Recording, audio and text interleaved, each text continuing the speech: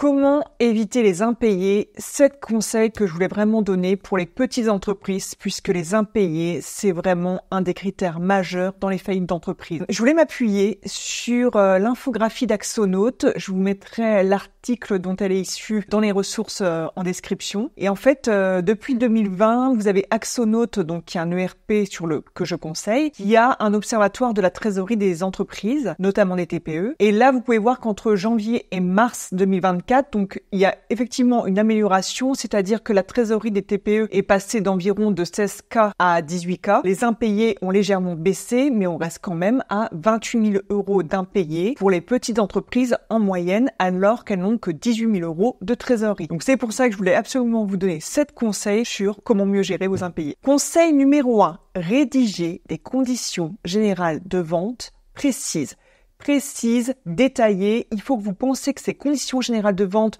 ce n'est pas un truc embêtant, chiant à faire, mais c'est votre premier rempart en cas d'impayé. Pourquoi ?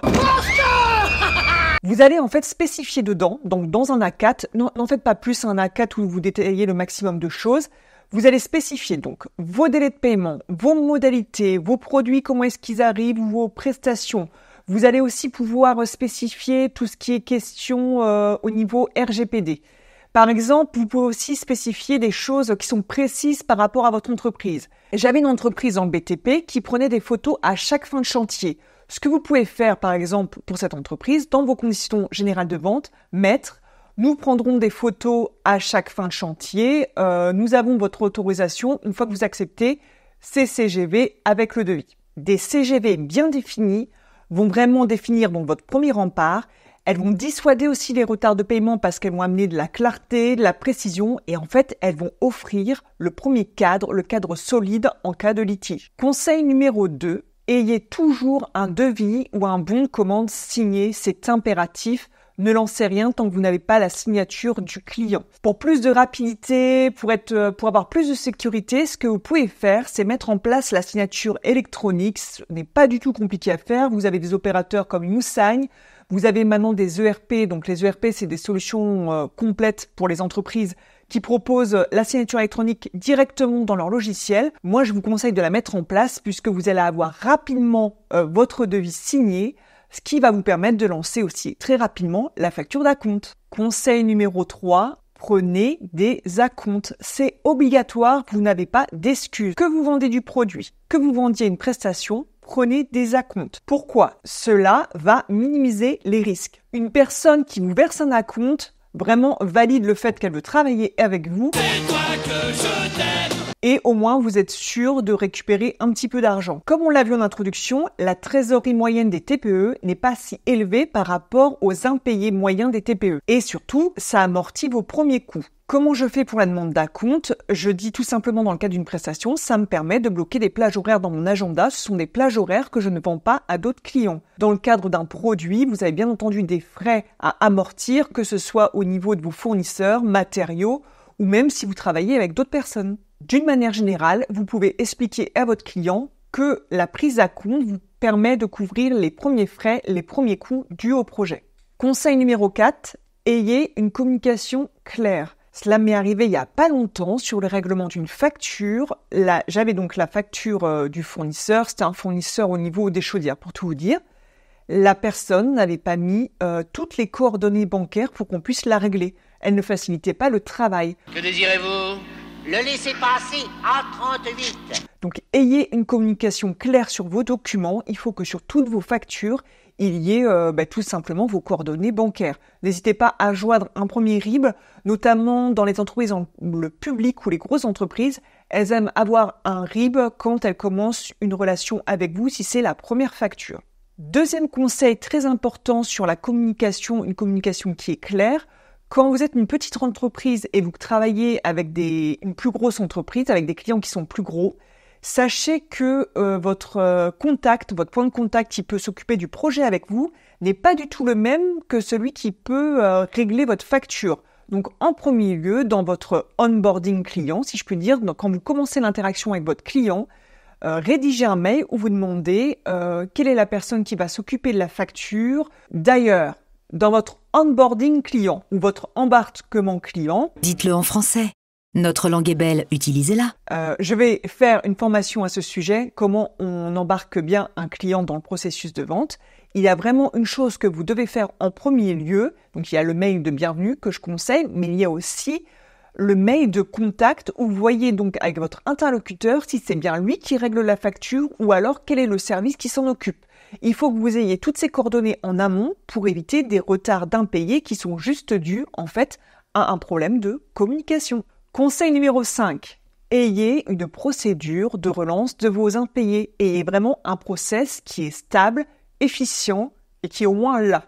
Pour avoir une procédure de relance des impayés, moi je peux m'appuyer sur des outils digitaux que j'implante dans les entreprises. Par exemple, pour les petites entreprises, ça peut être Axonote qui a vraiment dans le cœur de son logiciel une gestion des impayés. Je vous montre par la suite, mais ça peut être, si vous n'avez pas d'ERP, ça peut être une procédure de relance que vous avez actée, c'est-à-dire qu'au bout de 15 jours, vous relancez les clients, au bout de 30 jours, deuxième relance, etc. Il faut vraiment que cela soit très clair dans votre esprit et il faut que le process, si vous êtes plusieurs dans l'entreprise et que vous relancez les impayés à plusieurs, que tout le monde ait le même process. Je vous emmène donc sur Axonote. Donc là, c'est ma base école. Bien entendu, ce ne sont pas des vraies factures, mais je vais vous montrer justement comment une relance impayée peut être faite sur un logiciel. Donc là, vous avez les différentes factures et là, Axonote a vraiment les factures non payées qui sont ici.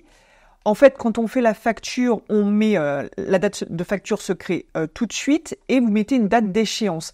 Les échéances, par exemple, dans ce logiciel, vous pouvez les programmer, vous décidez qu'au bout de 30 jours, vous devez être réglé. Alors, sur Axonote, vos relances d'impayés, vous pouvez les avoir dans votre espace ici notification où vous voyez en commercial, vous avez 10 factures à relancer qui sont en retard. Là, on va vraiment se pencher sur la fonction des impayés. Donc là, vous voyez bien les factures qui sont non payées.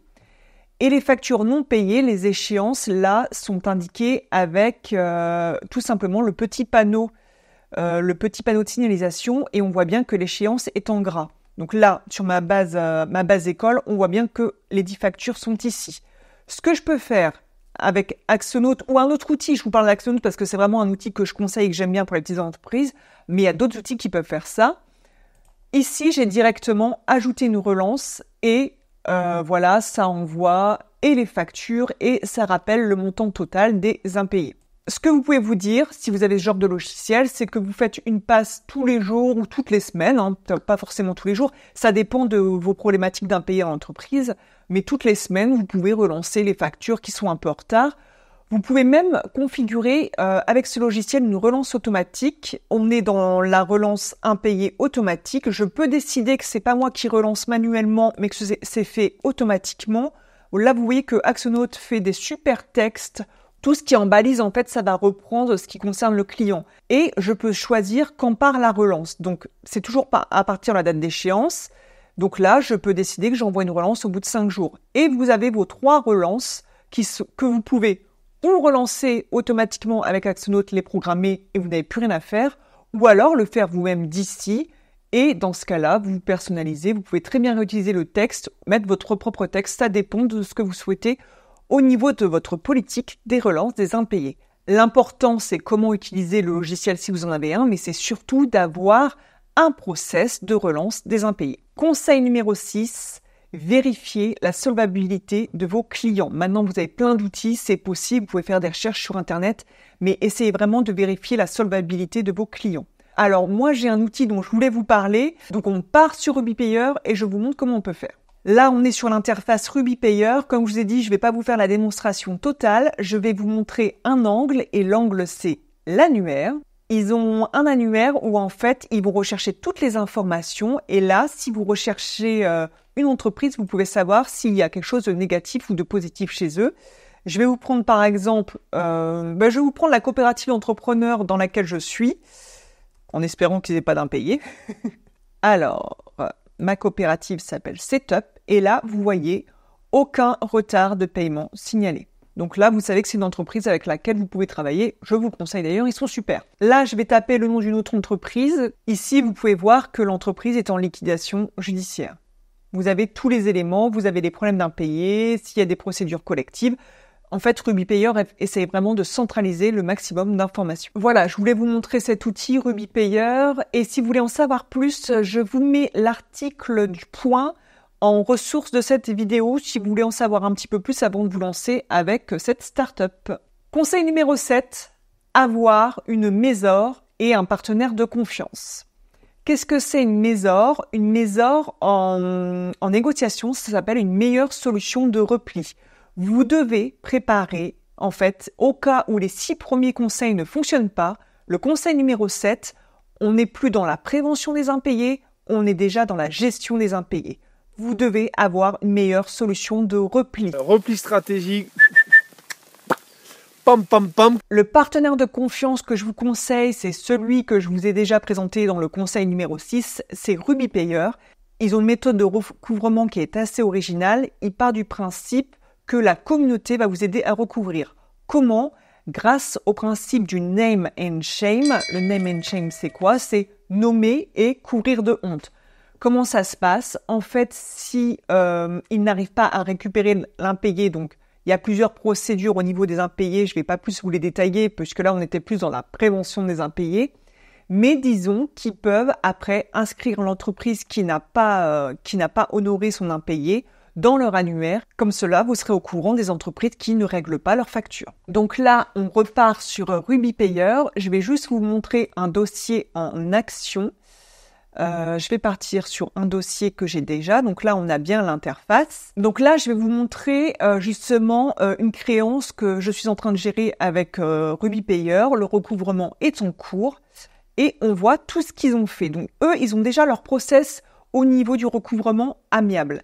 C'est-à-dire que là, il y a un recommandé qui a été envoyé, ensuite un SMS, un premier mail de relance, un appel téléphonique, un deuxième mail de relance, un mail de mise en garde qui va être transmis le 14 mai. Et là, le signalement de retard sera vraiment effectué sur la plateforme. Donc, ça prend 15 jours, grand maximum. Dans le cas où l'entreprise m'a réglé, il suffit que je le signale ici ou alors si la totalité a été réglée. Ce n'est pas encore le cas, mais je ne désespère pas. Donc là, il vous indique bien que vous payez qu'en cas de succès. Je vous montre juste leur dossier de recouvrement. Donc voilà, ça, c'est leur victoire. Le prix, en fait, pour un premier recouvrement, donc vous avez plusieurs recouvrements. Vous avez le recouvrement amiable, le recouvrement judiciaire, ici, et le recouvrement forcé. Je vous parle juste dans un premier temps du recouvrement amiable. Donc, ils ont leur procédure. En gros, si vous avez un tarif labellisé, donc le tarif labellisé, c'est si vous payez un abonnement. Vous leur devez 8% s'ils sont dans le cas d'un succès. Sinon, ils vous prennent 10% de la somme. Donc, il y a des personnes qui vont dire « Ah oui, mais 10% c'est beaucoup », mais 10%, déjà vous allez récupérer la somme, c'est toujours mieux que de rien récupérer. Et de toute façon, tout travail se paye. Pourquoi il faut prévoir votre relance d'impayé? Il ne faut pas attendre que vous ayez un problème d'impayé, par exemple, pour ouvrir votre compte RubyPayer, parce que RubyPayer va devoir vérifier quelques données. Il va devoir vérifier déjà vous, si vous n'avez pas d'impayé avec vos propres fournisseurs. Bien entendu, il faut montrer patte blanche. Il y a d'autres outils qui peuvent exister. Moi, j'ai testé RubyPayer. Ça fait un moment que je les suis. Ça fait un moment que je voulais les tester. Je trouve que l'interface est simple, jolie, que c'est facile de se créer un compte, que c'est facile de recouvrer une créance. J'aime beaucoup leur système de recouvrement communautaire. J'y crois au name and shame. J'aime beaucoup leur système de notation que je pourrais vous décrire dans une autre vidéo. C'est vraiment un outil que je conseille pour les entreprises. Nous avons vu ensemble les 7 conseils qui vous sont utiles pour prévenir les impayés. Je vais les répéter pour que vous les ayez bien en tête. Conseil numéro 1, rédigez des conditions générales de vente précises. Conseil numéro 2, assurez-vous d'avoir un devis ou un bon de commande signé de votre client. Conseil numéro 3, prenez des acomptes. Conseil numéro 4, maintenez une communication claire. Conseil numéro 5, établissez une procédure de relance de vos impayés. Conseil numéro 6, vérifiez la solvabilité de vos clients. Conseil numéro 7, ayez une maison. Si vous avez trouvé cette vidéo intéressante, merci de liker, de commenter, de me donner de la force et de vous abonner. C'est super important pour moi. Si vous ne connaissiez pas les outils comme Axonote, RubyPayer, je vous mets des liens affiliés dans la description de cette vidéo. Si en commentaire, vous voulez nous parler de vos problématiques d'impayés ou si vous avez d'autres conseils, n'hésitez pas. Votre engagement, moi, ça m'aide à continuer ces vidéos. Merci de m'avoir suivi et à bientôt pour d'autres vidéos sur la chaîne des opportunistes.